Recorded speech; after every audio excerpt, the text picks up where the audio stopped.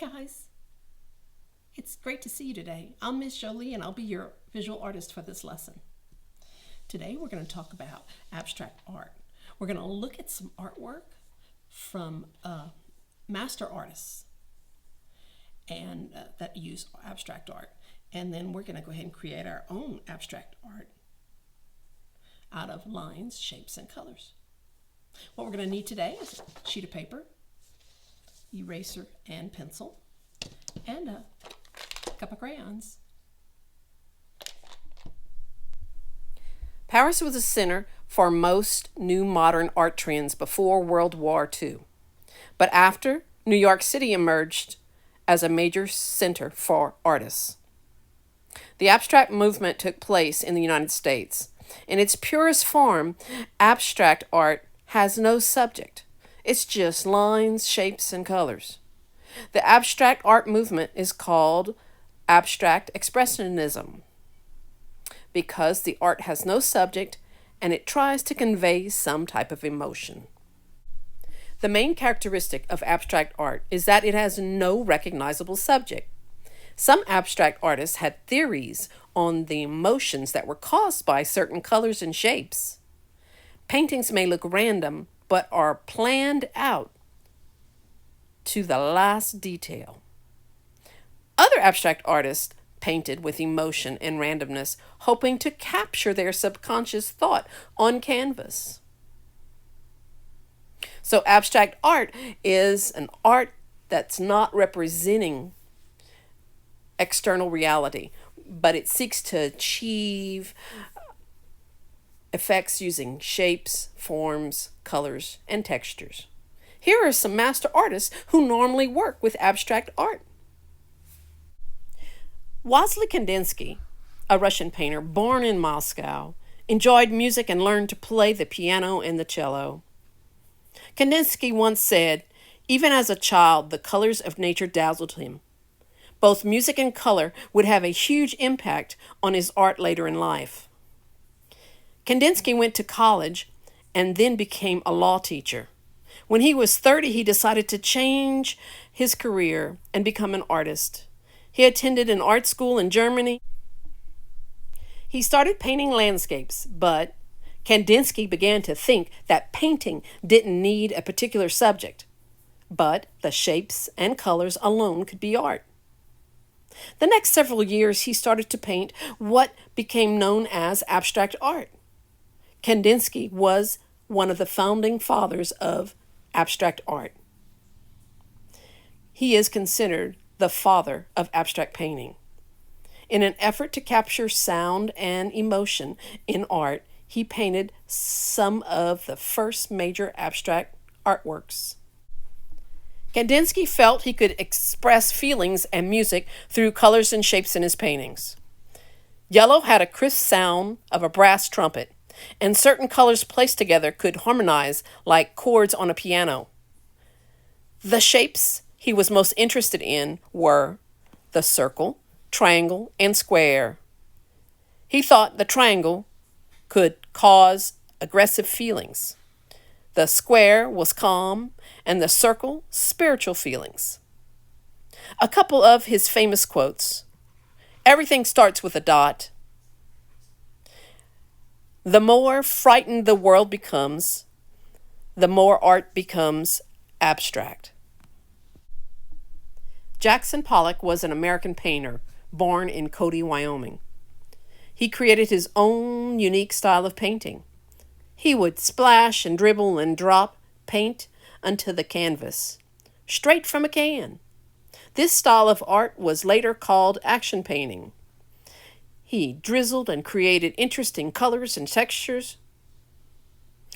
Pollock created his paintings without using brushstrokes.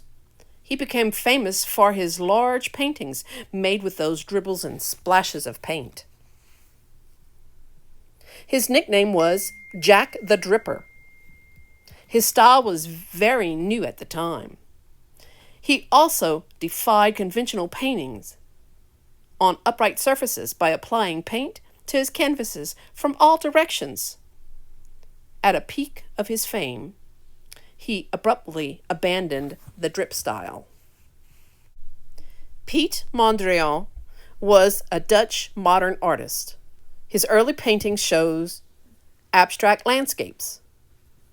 He adopted a totally different abstract motif with an irregular checkerboard drawn with black lines and with spaces painted mostly white, with primary colors of blues, reds, and yellows.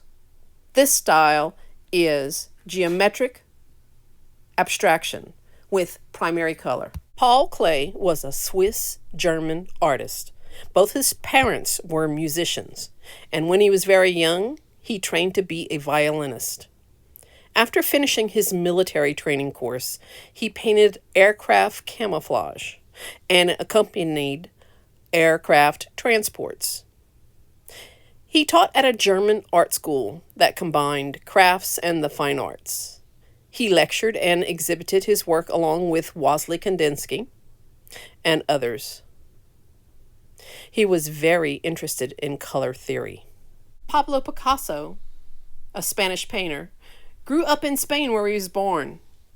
His father was a painter and an art teacher. Picasso liked to draw from an early age. Legend has it that his first word was piz, short for pencil in Spanish. It became apparent early on that Pablo had little interest in school, but was an extremely talented artist. When he was 14, he attended a famous art school in Barcelona. A few years later, he went to another school in Madrid. He was bored with the classic teachings of art school. He did not want to paint like people hundreds of years ago. He wanted something new. He was very talented and could paint realistically, but chose to paint abstractly. He and other artists created a completely new style of painting, where the subjects are analyzed and broken up into different sections. Then the sections are put back together and painted from different perspectives and angles. Picasso was considered the greatest artist of the 20th century. Many people consider him one of the greatest in all of art history. He painted a number of different styles and created many unique contributions to the world of art. Henri Matisse was a French artist. It's actually pronounced Henri Matisse. He grew up in the northern part of France.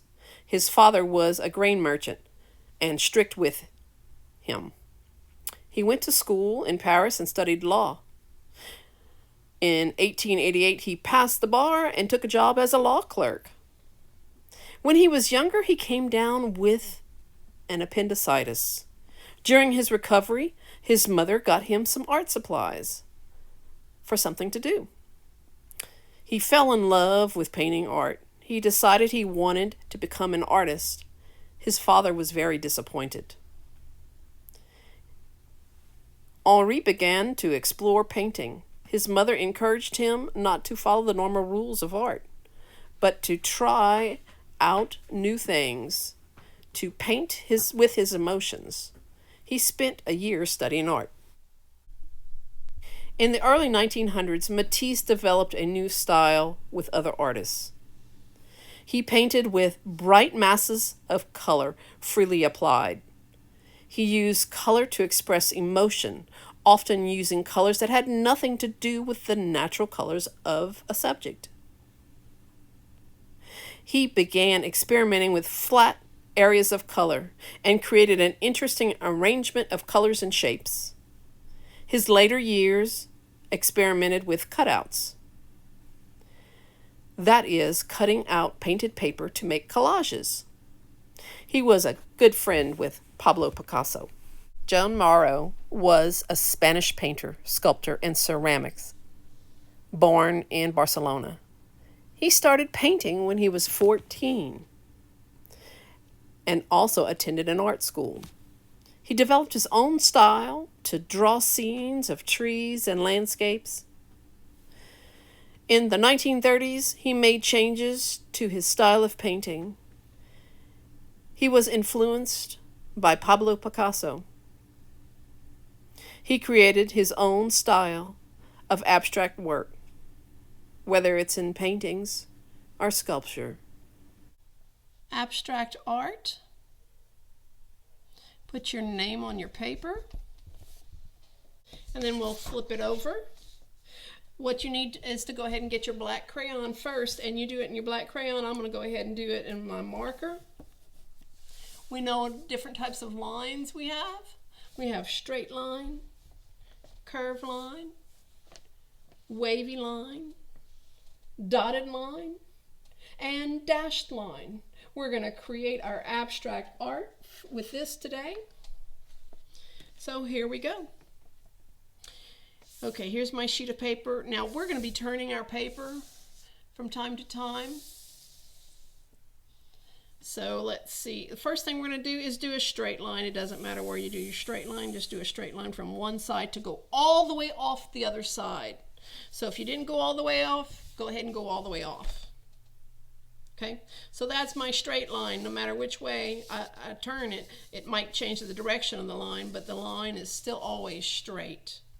Okay, so now my straight line is there. I'm going to go ahead and think about doing a curved line somewheres on my paper. See, a great big old curved line, a curved line.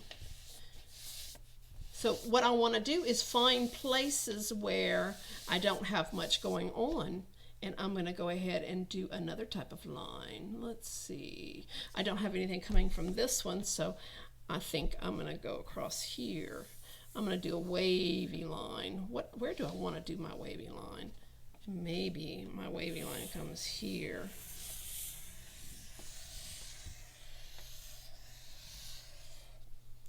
There's my wavy line.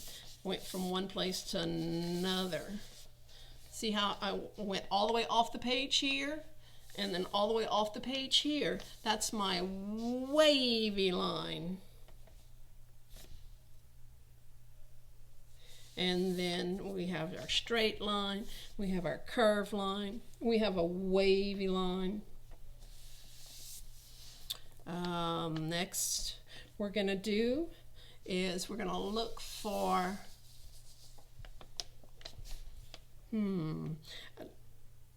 zigzag line. Where can I put a zigzag? Where do you think I could put a zigzag? Oh, let's see. It doesn't matter where you put it. This one doesn't have much coming in.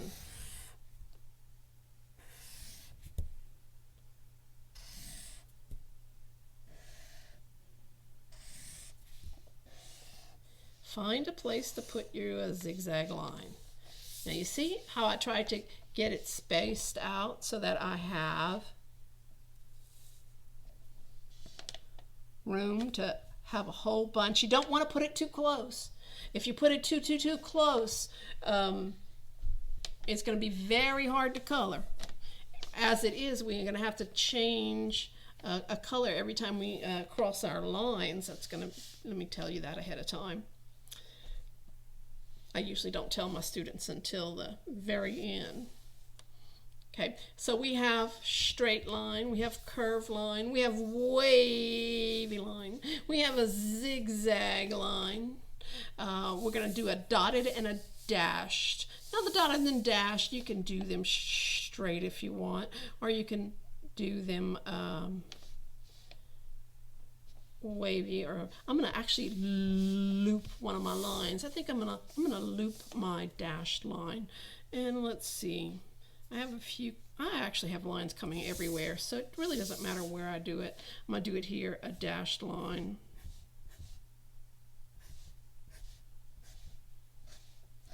My dashed line is going to loop like I'm following a treasure map. You don't have to loop your dashed line. You can just have it go all the way off your page. But I'm going to go off my page this way.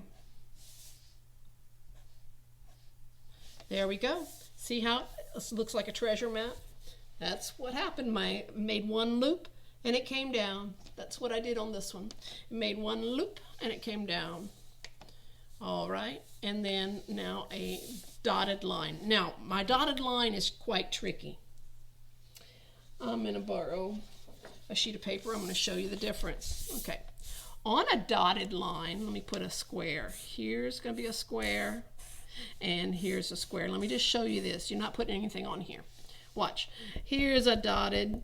Now that's not a dotted line. That's just a whole bunch of dots. It looks like chicken pox, or maybe the mosquitoes got to you.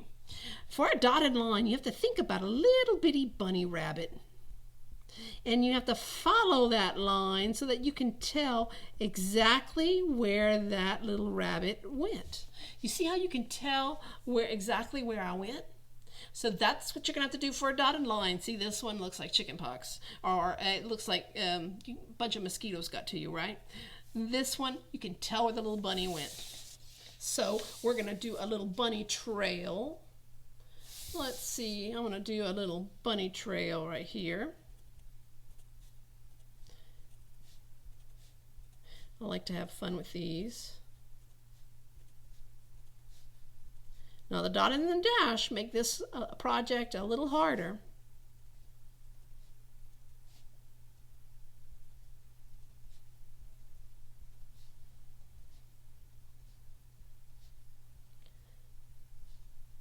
Makes it interesting. If you miss a space, you can go ahead and go back. Now, what we're going to have to do for our project is we're going to have to color it up.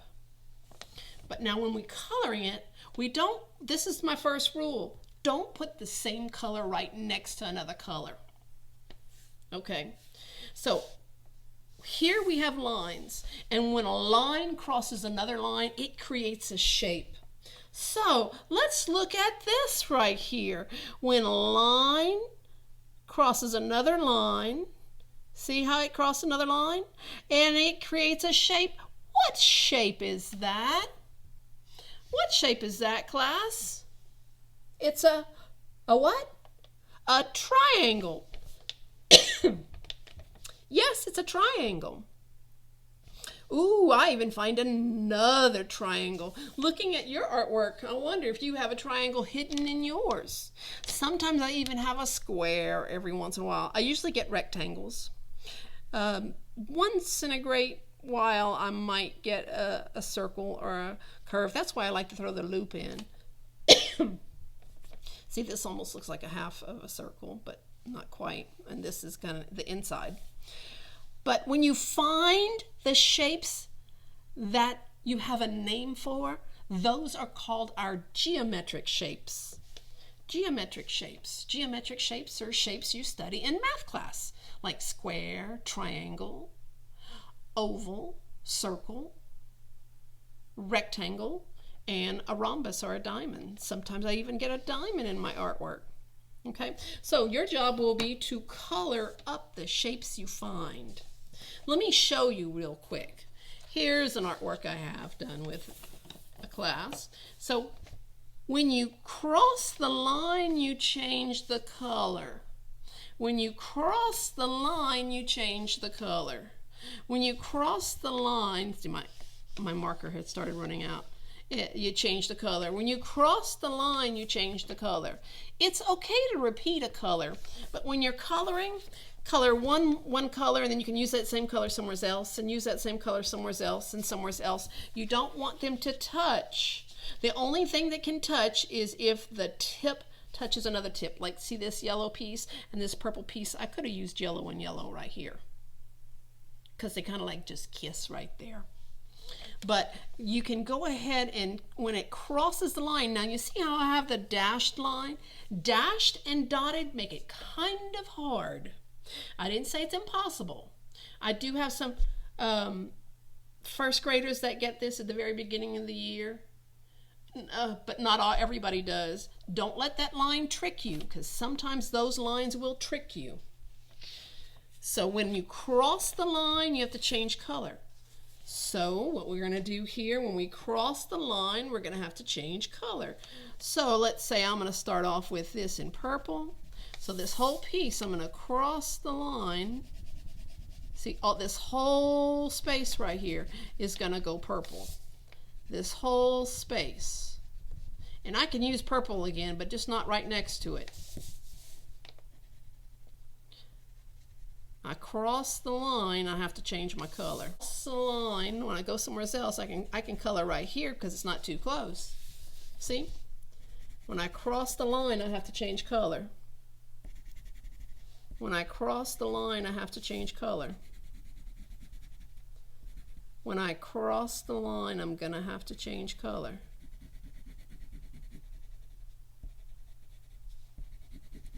There we go. When I cross the line, let me see over here. I'm going to do this one.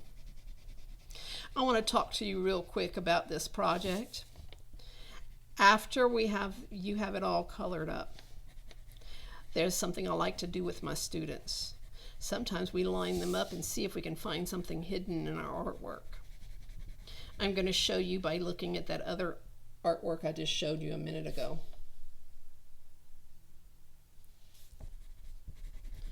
This is what we're going to do in just a minute. See how you cross the line?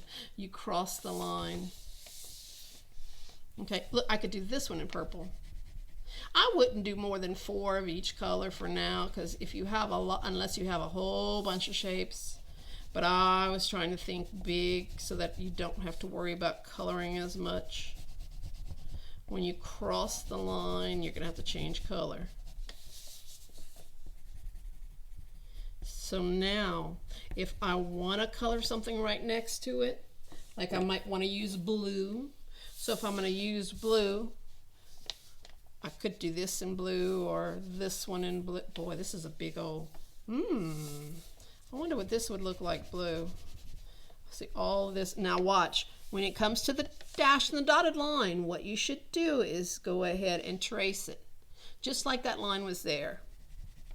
And then you go in and color it. You know that what's on one side you can't color, but what's on this side you can. And then after we have it all colored up, we're going to see if we can see something in our artwork. We found a few geometric shapes. But now, guys, when we're talking about our artwork, we're talking about our shapes. Those shapes that you have a name for, those are called geometric shapes. The other shapes, look, trace your little space. Whenever you get to it, you trace it first, and then you keep the color only on the side that you're coloring. The shapes you have a name for are the geometric shapes. The other shapes also are called something. The other shapes are called organic. So see my big blue organic shape right here? See, it's like a big blue organic shape. It could almost be like a ghost coming to point his arm out. Look, it could be almost like it's a ghost. You could see things in there. Who knows? But you see how this blue area here, that's a shape. It's not a shape we have a name for. So it's called an organic shape. Organic shapes are natural shapes found in nature, or things you can find or grow out of a garden, okay? You won't necessarily find triangles, but you could find something that might resemble. Let's see, I'm going to go ahead and do another one. See, I did this one by, actually 2 purples. I'm going to do this one not by it. I'm going to do this one blue. You're going to decide where you want to color it and keep coloring. Let me trace that. First thing you do is trace it. So when you get the other color, you trace it again too. It's okay if that other color mixes. Now, if your lines, excuse me, trick you, like I said, be very careful because the lines do try to trick my students. If the lines trick you, your job is to trick it back.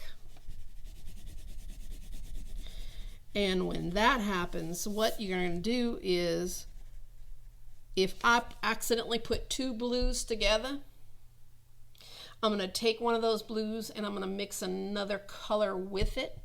So if it would be 2 blues, if I mixed yellow with the blue, it would kind of turn it green. All right. So that is what we can do with that. when you mix it, it will change the color. And if you have another green, this one's going to be blue-green anyway. So if you used your regular green color and they had a green next to it, it would be totally fine, because this one would be blue-green. And then you have followed the instructions. You've changed color. So you see how this organic shape, my blues seem to have big curves in them. This one here is going to be a different color. This one here is going to be a different color. Now, since it divides up here, this little space right here will be a color, and this one could almost be the same color because they just basically just kiss there, but that's okay. So we have two colors here. What I do is usually I'll go ahead and do another 1, 2, 3, 4. I have 1, 2. I don't want to do too many blues, although it is one of my favorites. Yeah, I'll do this one.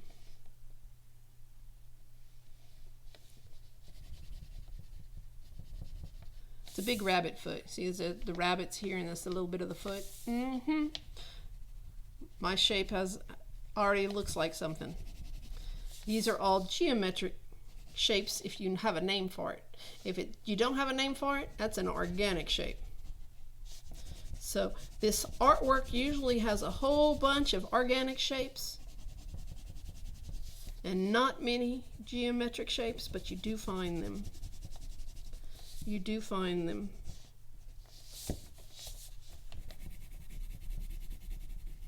We will find them from time to time. Your job will be to finish coloring it up during a recess or any break that you may have. We will find them from time to time.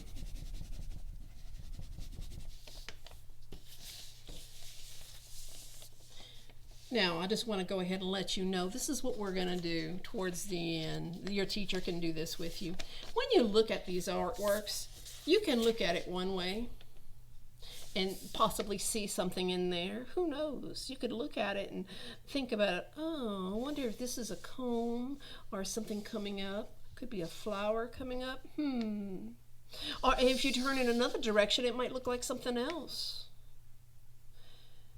With the abstract artwork, sometimes you have to think about it. Oh, and you turn it this way, it could be something else. Looking at it, oh. And if you turn it again this way, it could be something else. Let's see. This could be a face, and this could be coming down to a nose. This could be an ear and another tip of an ear. I could have something hidden in this picture. I wonder what could be hidden in this picture. So sometimes I like to play those games, and sometimes we write stories about what we see in our artwork or what we see in someone else's artwork. I like to line up class students' artworks, and we get to figure out, oh, does anybody see something in someone's artwork? Oh, look, this looks like a mouth right here, and that's the nose, and this is part of the mouth right here. See, and this is the chin. That could be something in my artwork here. Oh, this could be a bird, and it's got a blue eye, my blue-eyed bird. Oh, and look, this is the rest of the body, and it's got a tail. Maybe it's not a bird. Maybe it's a possum. See, you could find something in that picture. All right, so your job will be to color the rest of your artwork and see what we can find. Take a moment and review your artwork. Try to look at your neighbor's artwork. Notice the similarities and the differences between your artworks. Thanks for joining me today. We learned so many things. We talked about abstract art.